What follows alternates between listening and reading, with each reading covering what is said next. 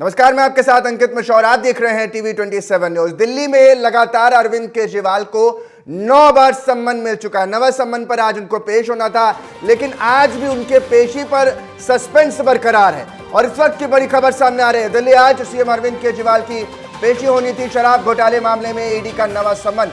आज भी केजरीवाल पेश होने पर उनके सस्पेंस लगातार बना हुआ है। जैसा कि मैं आपको बता भी रहा था, दिल्ली हाईकोर्ट से केजरीवाल को राहत नहीं मिली है, आम नागरिक की तरह पेश हो। हाईकोर्ट ने कहा 8 बार जारी सम्मन पर नहीं हुई है पेशी, जिसके बाद अरविंद केजरीवाल लगातार हाईकोर्ट का दरवाजा खटखटा रहे हैं। और इस बीच दिल्ली में सियासत और तेज हो गई है, क्योंकि बीजेपी लगातार पलटवार कर रही है। 8 सम्मन का जवाब न देना कहीं ना कहीं कानून का निरादर है, यह कहता नजर आ रहा है भारतीय जनता पार्टी का खेमा। लेकिन इन सब के बीच सवाल यही कि अरविंद केजरीवाल क्या आज पेश होंगे या आज 9वें सम्मन पर पेश नहीं होंगे। दूसरा सम्मन कब कब मिला है अब आपको ये बताते हैं ग्राफिक्स के जरिए। कब कब सम्मन मिले आप देख रहे हैं। 6 19 फरवरी को, 7वां 26, 8वां 9वां 17 मार्च, ये पूरे सम्मन की डेट है। एक एक करके ग्राफिक के जरिए समझा रहे हैं कब पहला मिला कब दूसरा मिला। अब तक 8 सम्मन मिल चुके हैं। 9वां सम्मन आज है जिस पर पेशी होनी थी, लेकिन 9वां सम्मन 17 मार्च को था और आज इस पर पेशी होनी थी। उससे पहले ही अरविंद केजरीवाल आज पेश होंगे कि नहीं, ये देखना दिलचस्प होगा। हाईकोर्ट में क्या कुछ हुआ, सम्मन के जवाब में केजरीवाल पेश क्यों नहीं हुए, इसको लेकर के क्या कुछ कहा गया, जरा ग्राफिक के जरिए समझा रहे हैं। हाईकोर्ट में क्या हुआ, कैसे हुआ, सारी कहानी अरविंद केजरीवाल के शराब घोटाले मामले पर, क्योंकि अभिषेक मनु सिंघवी जो कि केजरीवाल के वकील हैं वो पक्ष रख रहे हैं। और आज अब तक इस मामले में उप मुख्यमंत्री मनीष सिसोदिया हो या फिर इससे पहले संजय सिंह, दोनों ही इस वक्त सलाखों के पीछे हैं। ईडी लगातार पूछताछ कर रही है, तो दिल्ली का शराब घोटाला मामला लगातार तूल पकड़ता हुआ नजर आ रहा है। और इस बीच अरविंद केजरीवाल लगातार सुर्खियों में बने हुए हैं।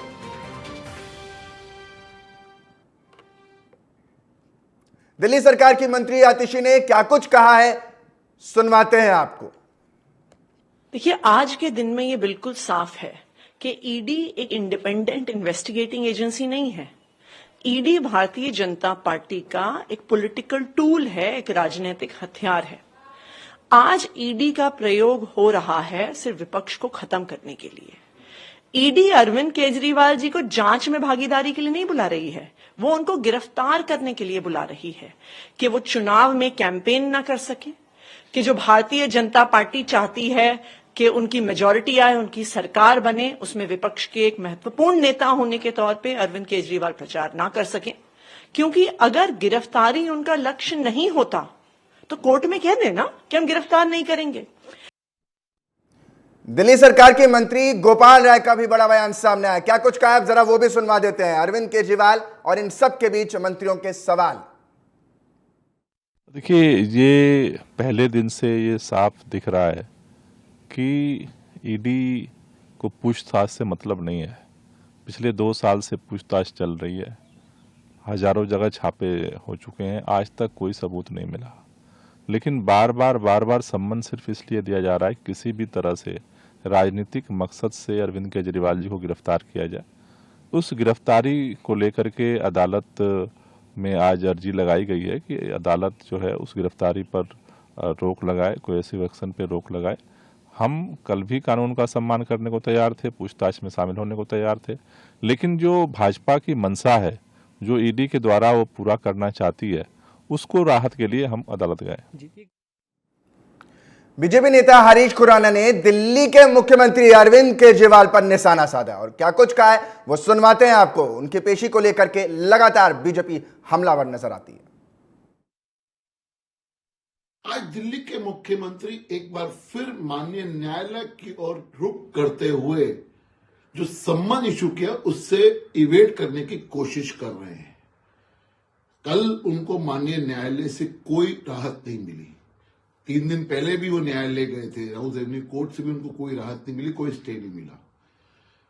अरविंद केजरीवाल जी, आप लाखों रुपए पर हियरिंग महंगे महंगे वकील खड़ा कर रहे हैं सम्मन्स को इवेट करने के लिए, कानून से भागने के लिए। क्यों भाग रहे हैं ये तो आपको मालूम होगा, लेकिन कानून अपना काम कर रहा है। कानून के तहत आपको सम्मन पे सम्मन इशू हो रहे हैं, लेकिन आप कानून का सम्मान नहीं कर रहे। आयुषी, बीजेपी, हमारी सहयोगी आयुषी फोन लाइन पर बनी हुई है। आयुषी, बीजेपी निशाना साध रही है, अरविंद केजरीवाल सम्मन पर जाते नहीं है, उससे पहले ये कह देते हैं कि हम आएंगे लेकिन जाते नहीं है, और अब फिर से एक और नया सस्पेंस बन गया है, कह रहे हैं गिरफ्तारी से हमें निजात दिलाइए। आयुषी जी बिल्कुल, अरविंद केजरीवाल और खास तौर पे पूरी आम आदमी पार्टी लगातार ये कहते हुए नजर आ रही है कि ईडी के सामने अगर वो पेश होंगे पूछताछ के लिए तो उनकी गिरफ्तारी निश्चित है। ये आरोप लगातार आम आदमी पार्टी लगाते आ रही है कि अरविंद केजरीवाल ईडी के समन पर इसलिए भी नहीं जा रहे हैं क्योंकि वो काफी व्यस्त है, प्रदेश के मुख्यमंत्री हैं। लेकिन दूसरा बड़ा कारण ये भी है कि अगर वो जाते हैं पूछताछ के लिए तो उनकी गिरफ्तारी निश्चित है। तो ऐसे में पहले दिन से कयास लगाए जा रहे हैं, और ऊपर से अब जाकर जिस तरीके से 9वीं बार सम्मन भेजा जा चुका है, आज दिल्ली शराब कथित घोटाले मामले में उन्हें आज पूछताछ के लिए पेश होना है। लेकिन ऐसे में अरविंद केजरीवाल अब कोर्ट के चक्कर काटने में लगे हुए हैं। आपको बता दें कि पहली बार कोर्ट राउज एवेन्यू ईडी गई थी जब उनको ऐसा लगा कि उनके सम्मन पर अरविंद केजरीवाल कोई प्रतिक्रिया नहीं दे रहे हैं, नहीं पेश होंगे, तो ईडी कोर्ट पहुंचती है। उसके बाद जो फैसला आता है वो मुख्यमंत्री अरविंद केजरीवाल के फेवर में आता है कि उनका कहना होता है कि उन्हें इस चीज से थोड़े दिनों के लिए निजात चाहिए, उन्हें बेल चाहिए, बेल की अर्जी लगाते हैं, उन्हें बेल ग्रांट कर दिया जाता है। उसके बाद से अभी तक में कई केस में, मतलब पिछले 2 से 3 दिनों में अंकित, बहुत सारे बदलाव आए हैं इस केस में, जो कहीं ना कहीं मुख्यमंत्री अरविंद केजरीवाल की मुश्किलें और बढ़ा रही है। एक तरफ के कविता की गिरफ्तारी है, दूसरी तरफ जिस तरीके से राउज एवेन्यू कोर्ट में जो शराब घोटाले मामले को जो जज देख रहे थे स्पेशल कोर्ट में, उनका तबादला होता है। अब एक नए जज के हाथ में ये केस है, वो जज किस चश्मे से और किस तरीके से इस केस को देखते हैं। आयुषी, कहीं ये डर इसी वजह से तो नहीं है कि के कविता की भी गिरफ्तारी हो गई, उधर जो जाता है जिस पर पूछताछ होती है उसकी गिरफ्तारी हो जाती है, के कविता को ले लीजिए या खुद मनीष सिसोदिया को ले लीजिए, या मनीष सिसोदिया के बाद संजय सिंह को ले लीजिए, जिस पर भी ईडी गई उसकी गिरफ्तारी तय हो गई। जी बिल्कुल, के कविता का बहुत अच्छे से याद है, मुझे लगता है दर्शकों को भी याद होगा कि पिछले साल ही सीबीआई ने भी के कविता को बुलाकर पूछताछ की थी, और ईडी के दफ्तर भी 2 दिनों तक के कविता पूछताछ के लिए आई थी, और 9-9 घंटे की लंबी पूछताछ ईडी द्वारा की गई थी, जिस वक्त उनके मोबाइल फोन तक को चेक किया गया था। लेकिन ईडी द्वारा ये कहा गया कि अपने मोबाइल फोन को पूरे तरीके से साफ करके आई है, जिसकी वजह से ईडी के हाथ कोई एविडेंस नहीं लगा और उन्होंने के कविता को जाने दिया। लेकिन जिस तरीके से अब 3 दिन पहले ही ईडी के कविता के हैदराबाद वाले घर पर छापा मारती है, वहां से कई दस्तावेज उठाती है और साथ में के कविता को भी गिरफ्तार करती है, तो इससे अब कहीं ना कहीं मुख्यमंत्री की मुश्किलें बढ़ गई हैं, क्योंकि के कविता वो लिंक है जो हैदराबाद से आम आदमी पार्टी को जोड़ती है। यानी कि के कविता वर्तमान में एमएलसी है, पूर्व मुख्यमंत्री केसीआर की बेटी है। उसके साथ ही के कविता का दिल्ली आना जाना लगातार रहता है। लेकिन अगर आम आदमी पार्टी से रिश्ते की बात कर ले तो जिस समय ये शराब नीति बनाई जा रही थी उस वक्त के कविता ही वो कड़ी है जिन्होंने आम आदमी पार्टी को हैदराबाद के उन चुनिंदा लोगों से मिलवाया और 100 करोड़ रुपए ऑफर दिए, और ईडी के अनुसार 100 करोड़ रुपए का घूस पहले आम आदमी पार्टी को दिया गया, ताकि जो दिल्ली में शराब, जिस पैसे का इस्तेमाल आयुषी इन्होंने गोवा चुनाव में किया, आप इसी पैसे की बात कर रही हैं। और जिस तरीके से वो जो 100 करोड़ रुपए इन्हें दिए गए थे वो इसलिए दिए गए थे ताकि दिल्ली में जो नई शराब नीति बन रही है वो उन कुछ चुनिंदा व्यापारियों के अनुसार बनाया जाए, ताकि उन्हें ज्यादा से ज्यादा मुनाफा पहुंचे और उन लोगों को मुनाफा पहुंचे जिसकी वजह से जो ड्राफ्ट थी वो पहले ही लीक कर दी गई थी। एक आखिरी सवाल आयुषी, क्योंकि जिस तरीके से के कविता की गिरफ्तारी हो गई, वो सुप्रीम कोर्ट मूव करती हैं, बाद में खबर आती है कि सुप्रीम कोर्ट से उन्होंने अपनी जो पिटीशन थी वो वापस ले ली। अगर अरविंद केजरीवाल के पास अब कानूनी, अगर हम दावपोच में देखें तो क्या दाव पेच अब बचता है कानूनी प्रक्रिया के तहत, क्योंकि हाईकोर्ट चले गए हैं, क्या लगता है कि वहां से इन्हें राहत मिल सकती है, या ये कहा जा सकता है कि अब आपको ईडी के सामने पेश होना ही पड़ेगा? अंकित, साफ तौर पे अरविंद केजरीवाल जी ज्यादा से ज्यादा कोर्ट से वक्त ले सकते हैं। वो इस चीज से निजात नहीं पा सकते हैं, क्योंकि कोई भी जांच एजेंसी अगर इस देश में है, चाहे वो सीबीआई हो, ईडी हो, ऐसी जांच एजेंसियों के पास काफी पावर होता है। ये वो जांच एजेंसी है जो वक्त आने पर किसी जज से भी इंट्रोगेट कर सकती है किसी मामले को लेकर। जो अभी हाल में ही एक वर्डिक्ट हमें सुनने को मिला, जहां पे एक जज साहब कहते हुए नजर आए कि अगर ईडी मुझे बुलाती है तो मुझे भी जाना पड़ेगा पूछताछ के लिए। तो मुख्यमंत्री अरविंद केजरीवाल ज्यादा से ज्यादा दिनों का वक्त ले सकते हैं, लेकिन वो इस केस से ना तो भाग सकते हैं, ना तो पीछा छुड़ा सकते हैं, और ना ही वो ईडी के सवालों से बच सकते हैं। तो अंकित, बिल्कुल ये दिन गिनने वाली बात हो गई है। ईडी भी बैठ के दिन गिन रही है कि आखिर हम तो अपना काम कर रहे हैं।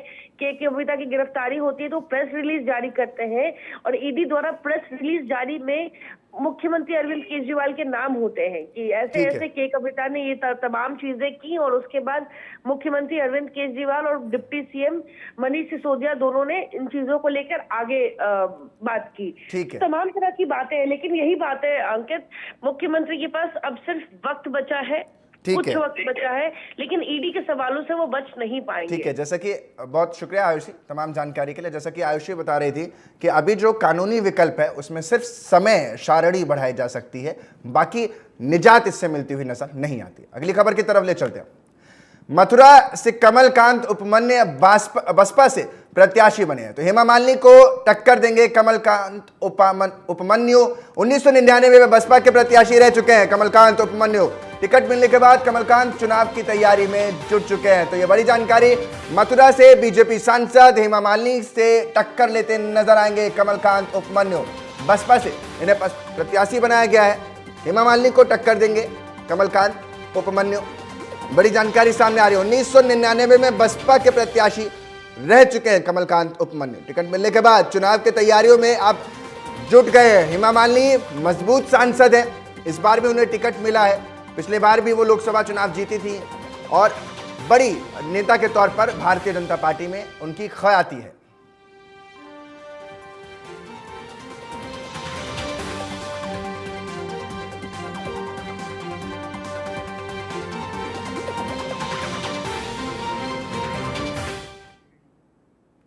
अगली खबर राजधानी दिल्ली से है, जहां कांग्रेस केंद्रीय चुनाव समिति की बैठक होगी। दोपहर 3:30 बजे से यह बैठक शुरू होगी। कांग्रेस की सीईसी की बैठक हो रही है, जिसमें बिहार, झारखंड, मध्य प्रदेश और तमिलनाडु की सीटों पर चर्चा होगी। फिर से सुन लीजिए, बिहार, झारखंड, मध्य प्रदेश, तमिलनाडु की इन सीटों पर आज इस कांग्रेस की जो इलेक्शन कमेटी है उसकी बैठक होगी। यूपी समेत अन्य राज्यों के प्रत्याशियों पर भी मंथन किया जाएगा। गठबंधन में जो सीटें शेयरिंग का फॉर्मूला लगातार बटा हुआ है, अभी भी कई जगह पर पूरी तरीके से स्थिति क्लियर नहीं है, उनको लेकर के आधिकारिक ऐलान। बिहार, झारखंड, मध्य प्रदेश, तमिलनाडु की सीटों पर चर्चा। गठबंधन में सीट शेयरिंग पर फॉर्मूला हो सकता है। अगली खबर की तरफ ले चलते हैं, जो दिल्ली के कबीर नगर इलाके से निकल कर आ रही है, जहां देर रात बड़ा हादसा देखने को मिला। इस इमारत में एक इमारत गिरने से 2 लोगों की मौत की खबर सामने आ रही है। वहीं एक व्यक्ति इस मामले में पूरी तरह से गंभीर रूप से जख्मी बताया जा रहा है, जिसका अस्पताल में इलाज चल रहा है। घटना करीब 2:15 बजे के आसपास की बताई जा रही है। मृतक की पहचान 30 वर्षीय अरशद और 20 वर्षीय तौहीद के रूप में की गई है। घटना में तीसरा कर्मचारी 22 वर्षीय रेहान गंभीर रूप से घायल है। उत्तर पूर्वी दिल्ली के डीसीपी जॉय तिर्की ने कहा है कि इस मामले में उचित कानूनी कार्रवाई की जाएगी। तो वहीं अधिकारियों के मुताबिक स्थानीय लोगों से देर रात इमरजेंसी कॉल मिली थी। घटना के समय इमारत की पहली मंजिल खाली थी, जबकि भूतल का इस्तेमाल जीन्स काटने के लिए किया जाता था। इमारत के मालिक की पहचान शाहिद के रूप में हो गई है। फिलहाल उसे ढूंढने की कोशिश लगातार जारी है। मौके पर एनडीआरएफ की टीम भी मौजूद है। एफएसएल यानी फॉरेंसिक साइंस लेबोरेटरी की एक टीम वेलकम के कबीर नगर में घटनास्थल पर पहुंची है।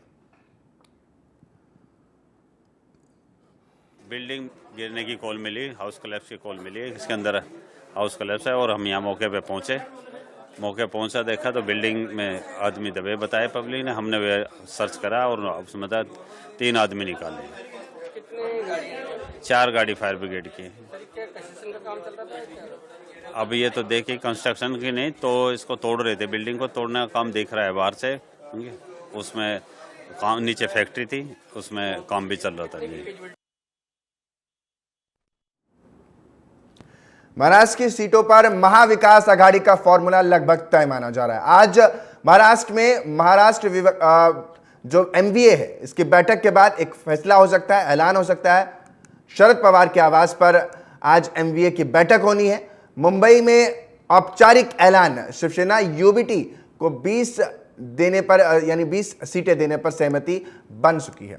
महाराष्ट्र विकास आघाड़ी यानी एमवीए की आज बैठक, कांग्रेस को जहां 19, शिवसेना को 20 सहमति बनी हुई है। एनसीपी शरद पवार के गुट को 9 सीटों पर सहमति बन चुकी है। प्रकाश अंबेडकर की पार्टी को नहीं किया गया आमंत्रित।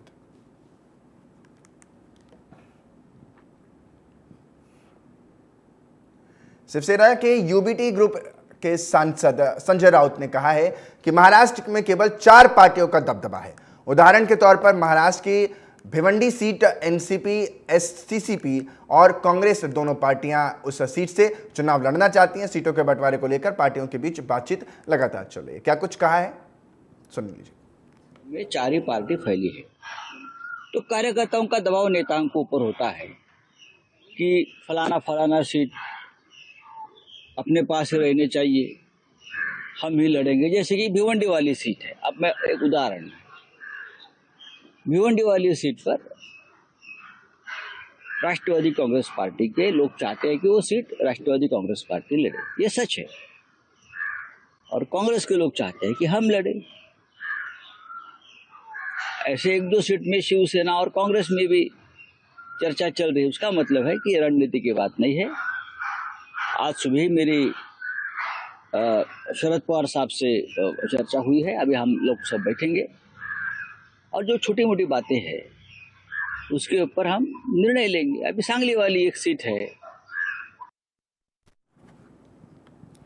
इस वक्त की बड़ी खबर से आपको अपडेट कर देते हैं। बाबा रामदेव की पतंजलि के गुमराह करने वाला विज्ञापन मामला सामने आ गया है, जिसमें विज्ञापन केस में पतंजलि ने सुप्रीम कोर्ट से माफी मांगी है। बड़ी जानकारी, सुप्रीम कोर्ट से विज्ञापन केस में पतंजलि ने माफी मांग ली है। ऐसे ऐड नहीं दिखाएंगे, आचार्य बालकृष्णन ने कहा है, जो कि पतंजलि को देखते हैं। कोर्ट ने रामदेव के साथ 2 अप्रैल को बुलाया भी है बालकृष्ण को। यानी बड़ी जानकारी आपको दे रहे हैं, पतंजलि के एडवर्टीजमेंट को लेकर के ऐसे ऐड नहीं दिखाए जाए जो विज्ञापन में गुमराह करें। सुप्रीम कोर्ट में सुनवाई हुई, जिसके बाद फटकार के बाद माफी मांगी गई है सुप्रीम कोर्ट से। ये बड़ी जानकारी आपको दे रहे हैं, पतंजलि को लेकर के बड़ी खबर सामने आ रही है।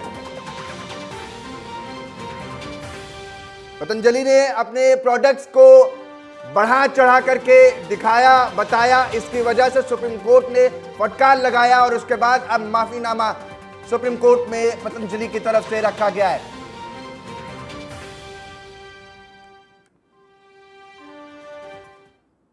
बदायूं हत्याकांड से जुड़ी बड़ी खबर सामने आ रही है, जहां बच्चों की पोस्टमार्टम रिपोर्ट सामने आ गई है, जिसमें गर्दन से पैर तक किए गए थे 23 वार। दर्दनाक और नृशंस हत्या की ये पूरी वारदात सामने आई थी।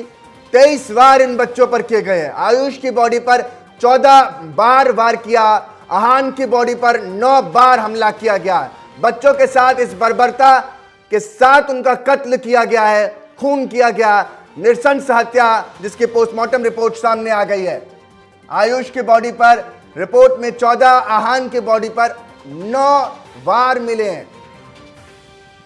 ये बड़ी जानकारी निकलकर सामने आ रही है। बदायूं हत्याकांड से जुड़ी हुई बड़ी खबर सामने आ रही है। उत्तर प्रदेश के बदायूं में डबल मर्डर केस से सनसनी फैल गई थी उस वक्त, और उसके बाद लगातार पुलिस तफ्तीश में जुटी। एक हुआ ढेर, और इन सब के बीच अब पोस्टमार्टम रिपोर्ट सामने आ गई है, जिसमें आयुष की बॉडी पर 14 बार वार करने का निशान मिले हैं, तो आहान की बॉडी पर 9 बार।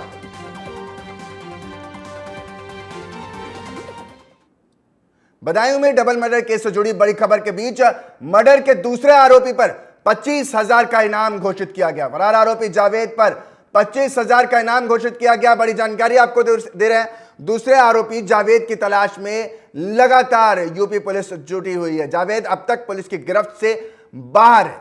सिविल लाइन की बाबा कॉलोनी में यह पूरा मर्डर हुआ था। बदायूं डबल मर्डर केस में जांच के आदेश, एनकाउंटर में होगी न्यायिक जांच के आदेश दिए हैं। एनकाउंटर में भी न्यायिक जांच होगी। तो देखिए, साफ तौर पर बदायूं को लेकर के सरकार पूरी स्थिति को तेजी के साथ आगे बढ़ाते हुए और इस नृशंस हत्या के आरोपियों को जल्द से जल्द पकड़ने की कोशिश करें। तो वहीं दूसरी तरफ मायावती का बसपा सुप्रीमो का ट्वीट सामने आया है। बदायूं मामले में बसपा चीफ मायावती ने सोशल मीडिया प्लेटफॉर्म एक्स, पूर्व में ट्विटर पर ट्वीट करके लिखा है कि बदायूं में 2 भाइयों की निर्मम हत्या की गई घटना अत्यंत दुखद व अति निंदनीय। दोषियों के खिलाफ सख्त कानूनी कार्रवाई जरूरी ताकि खासकर चुनाव के समय में कानून व्यवस्था का माहौल न बिगड़े तथा न ही इसकी आड़ में राजनीति हो। मायावती का ये ट्वीट दिखा रहे हैं आपको। बदायूं मामले पर केंद्रीय मंत्री भानु प्रताप वर्मा ने बयान देते हुए कहा, बदायूं सीट से समाजवादी पार्टी के नेता शिवपाल यादव चुनाव लड़ रहे हैं, इसलिए सांप्रदायिकता फैलाकर समाजवादी पार्टी वोट हासिल करना चाहती है। वो देश के लिए काम कर रही है, देश प्रगति कैसे करे, देश आगे कैसे बढ़े। वो बदायूं की घटना जो हुई है, आपको स्पष्ट समझ में आता है कि उस अल्पसंख्यक बंधुओं के लड़कों ने उन बच्चों को बुलाकर किस तरीके से गला रेत दिया और रेतने के बाद तो ताला लगा के भाग गए। मेरी बच्चों को जैसे कोई मतलब ही नहीं था सारी चीज़ें। तो क्या है, ये समाजवादी पार्टी के लोग ही ये आतंक फैला रहे हैं, वो ये माहौल बना रहे हैं कि किसी तरीके से ये वोट हमारे पक्ष में आ जाए, सारी चीज़ें। जबकि भारतीय जनता पार्टी सबके लिए, सबका साथ, सबका विकास, सबके विश्वास के साथ काम कर रही है। अगर वो इस तरीके से बात कहते हैं तो स्वयं अपने गलेवान में झाँकें, तो उनके लिए क्यों सारी बातें कर रहे हैं। उन्होंने अगर मारा है, उन्होंने उन 8 साल और 11 साल के बच्चों को अगर निर्दयी हत्या कर दी, गला काट दिया, अकारण काट दिया, तो इन्हें समाजवादी पार्टी को कहना चाहिए गलत काम हुआ है भाई। और पुलिस से मुठभेड़ में और गोली भी लगी है और मारा भी गया है। तो इसलिए जो पुलिस से लड़ेगा, अब वो तो निर्दयी थे, उन्होंने मार पीट दिया, पुलिस से लड़ेंगे तो क्या होगा अंजाम। दंतेवाड़ा के किरदुल क्षेत्र में सर्चिंग के दौरान पुरंगेल के पहाड़ी जंगलों में सुरक्षा बलों और नक्सलियों के बीच मुठभेड़ की खबर सामने आई है। लंबी मुठभेड़ के बाद नक्सली जंगल में भाग खड़े हुए। वहीं एरिया सर्चिंग के दौरान 2 नक्सलियों के शव मिले हैं, जिसमें से एक शव 5 लाख के इनामी महिला नक्सली का बताया जा रहा है। मांडवी लखे का और दूसरा शव 1 लाख के इनामी नक्सली लच्छू का था। वहीं बंदूक, नक्सली वर्दी और अन्य सामग्री भी इस मौके पर बरामद की गई है। आदरणीय IG Bastar range P Sundarraj sir, DIG Dantewada range Kamlochan Kashyap sir, DIG CRPF Vikas Kateria sir एवं दंतेवाड़ा एसपी गौरव राय सर के मार्गदर्शन में दंतेवाड़ा जिला में नक्सल उन्मूलन अभियान चलाया जा रहा है। आगामी लोकसभा चुनाव 2024 के मद्देनजर दंतेवाड़ा जिला में सुरक्षा एवं कानून व्यवस्था सुदृढ़ करने हेतु दंतेवाड़ा जिला के सरहदी क्षेत्रों में भी गश्त नक्सल सर्च अभियान चलाया जा रहा है, जिसके अंतर्गत थाना किरंदुल के पुरंगेल गमपुर क्षेत्र में दरभा डिवीजन व पश्चिम बस्तर डिवीजन के नक्सलियों की उपस्थिति की आसूचना पर जिला दंतेवाड़ा की डीआरजी बस्तर फाइटर की टीम व सीआरपीएफ की 111वीं वाहिनी, 230 वाहिनी, 231 वाहिनी की। फिलहाल के लिए बुलेटिन में इतने। आप बने रहे हमारे साथ, देखते रहिए TV 27 न्यूज।